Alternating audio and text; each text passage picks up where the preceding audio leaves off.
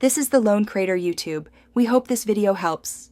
In this video, I will show you how to make quick flan using an easy method.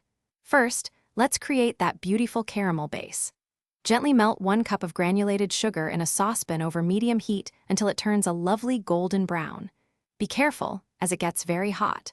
Once melted, immediately pour the hot caramel into a 9-inch round baking dish, swirling it around to coat the bottom and sides evenly. This sets the stage for our delicious dessert. Now, let's prepare the creamy custard that makes flan so irresistible.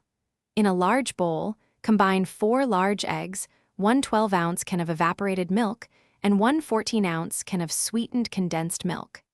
Add 1 teaspoon of vanilla extract for flavor and a small pinch of salt to balance the sweetness. Whisk all these ingredients together thoroughly until the mixture is completely smooth and uniform. With our custard ready, it's time to bake.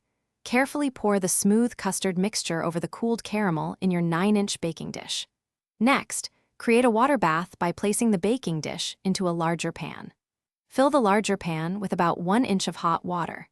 Bake this assembly in a preheated oven at 350 degrees Fahrenheit for approximately 50 to 60 minutes, or until a knife inserted near the center comes out clean. Patience is key for the perfect flan.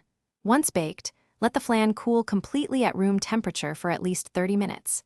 Then, transfer it to the refrigerator and chill for a minimum of 4 hours, though overnight is even better for optimal setting. When ready to serve, run a thin knife around the edge, then invert the chilled flan onto a serving plate. The luscious caramel will cascade beautifully over your delicious creation. Thanks for watching. Consider subscribing if we helped you.